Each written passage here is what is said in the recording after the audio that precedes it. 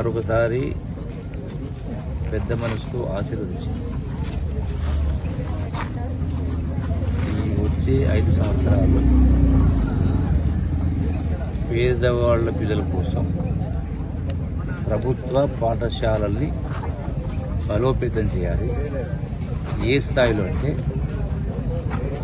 ఎట్లయితే గురుకుల పాఠశాలల కోసం, రెసిడెన్షియల్ స్కూల్స్ కోసం పైరవీకి వస్తూ ఉన్నారో మాకు సీట్లు కావాలి అనే కింద అది బంద్ అయ్యి మాకు ప్రభుత్వ పాఠశాలలో మాకు సీట్లు ఇప్పియండి అని అంటే ఆ పరిస్థితి వచ్చే విధంగా అంటే అన్ని వసతుల విషయంలో, చదువుల విషయంలో, ఆటపాటల విషయంలో వీటన్నిటినీ బలోపేతం చేసేటువంటి లక్ష్యంతో ఈరోజు నాకు జన్మనిచ్చినటువంటి నా స్వగ్రామం నుంచి పెద్దదగడ నుంచి మొదలుపెడుతూ అలాగే పెద్దమరూరు గ్రామం అక్కడ నేను చదువుకున్నాను. దాంతోపాటుగా ఈ రోజున అంటే ఈ అన్ని మొత్తం నియోజకవర్గంలో అన్ని గ్రామాలు చేస్తాం. ప్రారంభం అనేది దగడ, పెద్దమరూరు, అట్లాగే సింగోటం, లేక కొండూరు ఈ 4 గ్రామాలు ఈరోజు చూస్తూ ఉన్నాం.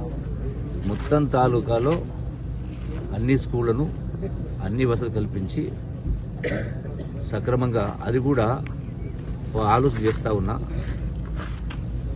పిల్లల్ని పొద్దున్నే 7 గంటలకే స్కూల్కి రప్పించి సాయంకాలం 7 గంటల వరకు స్కూల్లో ఉంచే కార్యక్రమం చేసి ఉదయం పూట వాళ్ళకు టిఫిన్ కూడా పెట్టించే కార్యక్రమం చేసి ప్రభుత్వ ఉపాధ్యాయులు లేనటువంటి ఉదయం 3 గంటలు, సాయంకాలం 3 గంటలు ఈ 6 గంటల పాటు ప్రైవేటు నిరుద్యోగ యువకుల్ని టాలెంట్ లో తీసుకుని వాళ్ళతో చదువు తెప్పించే కార్యక్రమం చేసి అంటే ప్రతి స్కూల్ కూడా ఒక రెసిడెన్షియల్ స్కూల్గా అయ్యే విధంగా ఏర్పాటు చేసిన ఆలోచనతోటి ఈ యొక్క కార్యక్రమానికి శ్రీకారం చుట్టడం జరిగింది.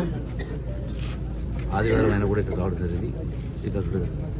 దీంతో పాటుగా పిల్లలకు ఎలాంటి ఇబ్బంది లేకుండా టాయిలెట్స్, బాత్రూమ్లు, నీళ్లు, ఫ్యాన్లు, దోమలు రాకుండా అంటే లైట్లు కావచ్చు, మస్కిటో మెష్ కావచ్చు, ఇవన్నీ కూడా తయారు చేపించి ఒక అద్భుతమైనటువంటి పాఠశాలకు తీర్చిదిద్దేటువంటి ఆలోచిస్తాం. ఎందుకంటే ప్రజలకు కాయకష్టం చేసి కూలీనాలు చేసుకుని సంపాదించుకుంటే వాళ్ళ డబ్బంతా కూడా ఈ చదువుల పేరు మీద లక్షల రూపాయలు ఖర్చు పెట్టడం, అట్లాగే ఆరోగ్యాల పేరు మీద లక్షల రూపాయలు ఖర్చు పెట్టడం,